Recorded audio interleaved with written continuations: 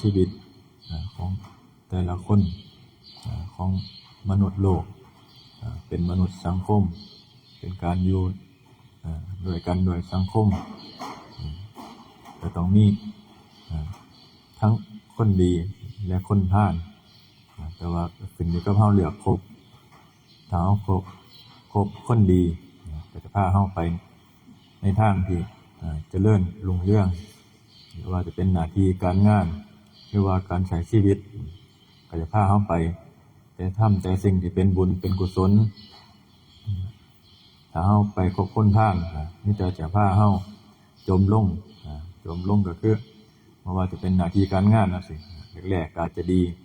พอไปสักพักก็อาจจะมีได้รับผลของกรรมของการกระทำแต่ว่าถ้าเฮาคบพวกบัณฑิตจังซี่ย่อมแนะนำเฮาในทางที่ดีในทางที่เจริญรุ่งเรืองหรือว่าเจริญก้าวหน้าในการใช้ชีวิตของเฮาเหมือนกับมาคะมนุษย์เพิ่นมักเฮ็ดบุญเฮ็ดกุศล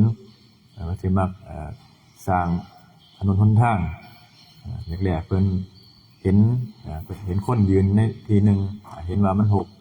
เพิ่นก็เลยไปถากทางออกแล้วก็เก็บพวกขยะมูลฝอยต่างๆในตามหมู่บ้านหรือว่าตามจุดต่างๆที่มันหกจังซี่เพิ่นก็ได้เฮ็ดไปเรื่อยๆบาดพอมื้อนึงก็ได้เกิดความคิดขึ้นมาว่าเฮ็ดสร้างถนนจังซี่หรือว่าการทำถนนจังซี่ถนนมันขรุขระเพิ่นก็ได้ไปเฮ็ดให้มันเรียบหรือว่าศาลาจังซี่ในกลางหมู่บ้านจังซี่เห็นคนเฒ่าคนแก่จังซี่เพิ่นก็ไปหาสร้างเป็นศาลาไว้หรือว่าหาฟืนมาไว้ถ้าก่อไฟในหน้าหนาวจังซี่ก็เฮ็ดไว้เป็นสาธารณะ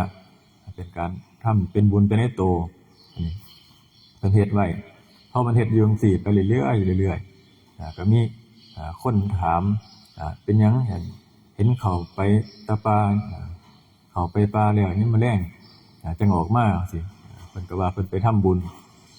เป็นบุญแบบใดเจ้าฮู้จักบ่เหมือนบ่ฮู้จักบุญบ่ว่าซั่นคนนั้นก็ถามมันก็เลยบอกให้ฟังการทำบุญก็มีหลายแบบว่าจะเป็นการสร้างถนนขุดน้ำขุดบ่อจังซี่สร้างสะพานเพิ่นก็เว้าไปพอสิ่งคนเหล่านั้นเห็นทุกมื้อเพิ่นก็เลยอยากได้บุญนำก็เลยขอไปเฮ็ดนำแรกๆก็บ่หลายคนเอาไปเอามาก็เฮ็ดไปนำกัน30คนในหมู่บ้านนั้นว่ากันสร้างศาลา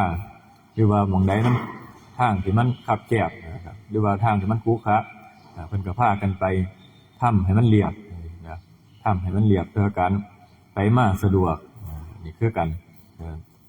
ว่าถ้าจะเฮ็ดสิ่งใดนี่เฮ็ดแล้วสำเร็จในมื้อเดียวพอเ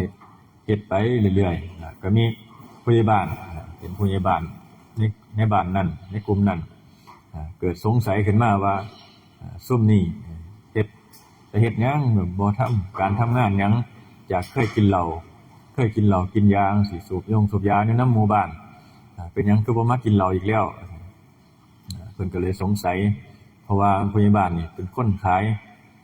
พวกเหล้าพวกยาสิเคยได้ภาษีหรือว่าบ้านเฮาคือว่าเคยได้แบบว่าเคยกินน้ำพวกนี้คือจังเฮาเห็นน้ำบ้านเฮาปัจจุบันนี่ล่ะพวกผู้ใหญ่บ้านนายกอบตสสต่างๆกินงบประมาณส่วนแบ่งของการก่อสร้างในบ้านเมืองจังซี่คือกันเพิ่นก็เห็นบ่มาจักเทื่อหลายคล้ายๆว่าขาดรายได้จากเคยมีเงินได้ทรัพย์ประมาณนึงพอสักพักมาแล้วจากพวกนี้กลุ่มนี้เพิ่นไปทำบุญกับมาคะมนุษย์นี่ก็เลยเกิดสงสัยว่าพวกนี้ส่องสุมกำลังสิเป็นโจรบ่ไปหาลักหาปล้นหาจี้บ่จังซี่ก็เลยคิดว่าก็เลยไปแจ้งพระราชาไปแจ้งแล้วว่ามีโจรกลุ่มนี้พวกนี้เป็นโจร กลุ่มนี้มักเข้าไปอยู่ในป่าว่าซั่นไปทำไปตั้งกลุ่มอยู่ในป่าพอพระราชาได้ยินจังซี่แล้วก็รับสั่งให้ไปจับตัวมาโดยบ่ได้ตั้งว่าคำถามว่าเป็นจังได๋เรื่องเป็นมาจังได๋พอไปจับตัวมาแล้วก็สั่งให้คนนั้นเอาสร้างไปเหยียบเพื่อว่าสิเหยียบพวกมาฆามนพพร้อมกับพวกบริวาร30คนนี่เพิ่นก็จับมาพอจับมาแล้วก็สั่งสร้างให้ไปเหยียบสร้างนี่พอเห็นแล้วบ่กล้าเหยียบแต่ก่อนสร้างที่เหยียบนี่มาฆามนพกับพวกหมู่นี่ก็ได้ตั้งสัจจะพากันว่าตั้งสัจจะว่าถ้าเฮาเป็นโจรจริงให้สร้างเหยียบถ้าเฮาบ่เป็นโจรจริงๆนี่ขอให้สร้างบ่เหยียบว่าซั่นพอเพิ่นตั้งสัจจะแล้วก็บอกกันเบิดทุกคนตั้งสัจจะแบบเดียวกันหมดทุกคนพอตั้งสัจจะแล้วสร้างนี่บ่กล้าเข้ามาใกล้เลยเพราะว่าบ่กล้าก็ทำเพราะว่ามันมีเพิ่นเฮ็ดความจริงคือเพิ่นว่าเพิ่นบ่ได้เป็นโจรเพิ่นไปเข้าไปทำสาธารณประโยชน์เพื่อว่าให้คนไปไทมาได้เที่ยวสะดวกให้มีน้ำเพื่อว่าสัตว์สิงสาราสัตว์ในป่าหรือว่าคนมาแต่ทางไกลได้มีน้ำกินน้ำอาบจังซี่หรือว่าสะพานให้คนได้ข้ามไปมาง่ายอันนี้เพิ่นไปเฮ็ดอยู่ประจำเพราะเพิ่นตั้งสัจจะขึ้นแล้วสร้างนี่บ่กล้าเข้าใกล้เลยพอสร้างบ่กล้าเข้าใกล้คุมจังได๋ก็บ่อยู่นะสร้างหนีไปเลยพอเรื่องได้ยินฮอดพระราชาก็เลยเขาก็เลยซากันลือกันว่ามาฆามนพนี่มีมนต์สร้างบ่กล้าเข้าใกล้พอวางสิแล้วพระราชาก็เลยเอิ้นเขาไปหาว่าเขาไปถามว่าเป็นหยังสร้างคือบ่เหยียบว่าซั่นคือบ่กล้าเข้ามาเหยียบบ่กล้าเข้ามาใกล้ก็เพราะว่าเพิ่นตั้งสัจจะว่าข้าพเจ้านี่เป็นโจรจริงๆขอให้สร้างเหยียบถ้าบ่ได้เป็นโจรขอให้สร้างบ่เหยียบนี่ล่ะก็คือการตั้งสัจจะทำในความดีอย่างนี้ล่ะเพราะว่าความดีแล้วบ่มีหยังมาทำลายได้ความจริงเฮาเป็นผู้กระทำบ่มีไผถึงจะบ่มีคนรู้แต่ว่าเฮารู้เองสิบ่จำเป็นต้องประกาศให้คนรู้ก็ได้แต่ว่าเฮาใช้ชีวิตไปตามสิ่งที่เฮาใช้ชีวิตไปเรื่อยๆจังซี่นี่ก็เป็นสิ่งเหล่านี้มันจะเข้ามาหรือว่าเวลามันเกิดเหตุการณ์ขับขันจังซี่เฮาสามารถตั้งสัจจะอธิษฐานได้คือกันเพราะว่าบุญที่เฮาทำมาไว้เฮาทำจากความดีอยู่แล้วพอมันฮอดสิ่งนั้นปึ๊บเฮาสินึกถึงตั้งแต่บุญกุศลของเฮาภัยอันตรายหรือว่ามารจังซี่มันสิบ่เข้ามาใกล้บ่สามารถทำร้ายเฮาได้เหมือนกับนี่ล่ะมาฆามนพนี่เพิ่นตั้งสัจจะกับผู้30คนเพิ่นก็ได้กัลยาณมิตรที่ดีเพราะว่าในเพิ่นก็พาได้ทำบุญกุศลจากกินเหล้าเมายาอยู่นำบ้านนำหมู่บ้านจังซี่พอได้เห็นมาฆามนพไปอยู่ทุกมื้อยามมื้อแลงก็จังออกมาจากป่าจังซี่นี่ครับคือเป็นสิ่งที่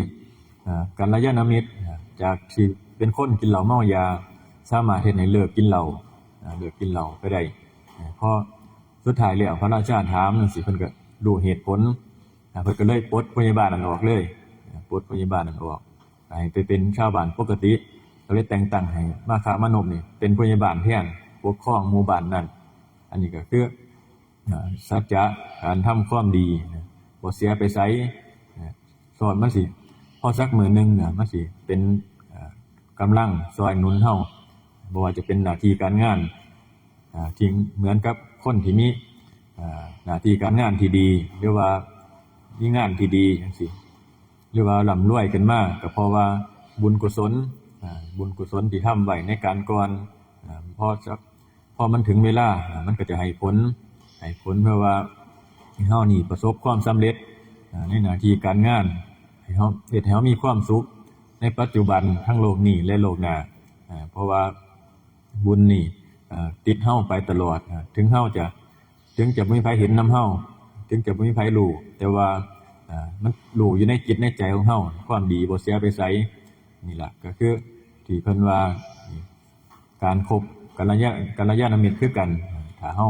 คบคนพาลจังซี่ก็มีแต่จะพาลไปทำแต่สิ่งที่มันบ่ดีสิ่งที่มันเป็นอกุศลเกิดเพราะนั้นแล้วก็นึกคิดขึ้นตอนไหนก็นึกถึงแต่เรื่องที่บ่ดีแต่ว่าถ้าเฮามีกัลยาณมิตรที่ดีเป็นคบบัณฑิตเพิ่นก็สินำพาแต่เฮาออกจากทุกข์หรือว่าสร้างบุญสร้างกุศลสะสมบารมีอันนี้ก็คือการคบบัณฑิตนี่ล่ะเหมือนกับมาคามนพนี่เพิ่นพาเฮ็ดไปพอตายไปแล้วเพิ่นก็ได้เป็นพระอินทร์มาคามนพนี่อันนี้มันก็เรื่องยาวอันนี้เว้าย่อๆให้ฟังเพื่อว่าการคบกัลยาณมิตรการตั้งสัจจะความดีของเฮาบ่เสียไปไสเพราะว่าเวลามันเกิดอยากรู้ว่าบุญกุศลเจ้าของนี่มีหลายพอบ่สิลองอธิษฐานตั้งสัจจะเบิ่งว่าสิ่งที่เฮาทำมานี่มันสิได้ผลจริงบ่สิสามารถทดสอบได้คือกันเพราะว่าครูบาก็เคยอธิษฐานคือกันอธิษฐานนี่คือว่าตั้งจิตสู่จุดหมายว่ามันสิสำเร็จบ่สินี่ล่ะคือการเฮาทำความดีจริงๆล่ะทำไว้ไปเรื่อยให้ได้รู้ว่าความดีหรือว่าบุญกุศลเฮานี่มีมากพอบ่จังซี่นะถ้ามันสำเร็จเร็วก็แสดงว่าบุญเฮาหลายถ้ามันสำเร็จช้าก็แสดงว่าบุญบารมีเฮายังบ่หลายเฮาก็ต้องรีบค้นขวายให้มันมากขึ้นนี่อันนี้ก็คือการเบิ่งบุญของเฮาเบิ่งบารมีของเฮาว่ามันมีน้อยหรือมีหลายถ้ามันมีน้อยก็ให้เร่งค้นขวายหาในการกระทำบ่ว่าจะเป็นให้ทานรักษาศีลภาวนานี่ล่ะตัวนี้ก็คือถ้าเฮาเห็นแล้วว่ามันยังน้อยอยู่มันยังบ่หลายเฮาก็หาเวลาหาโอกาสมาทำหรือว่าค้นขวายในสิ่งเหล่านี้เอาสามนี้ละ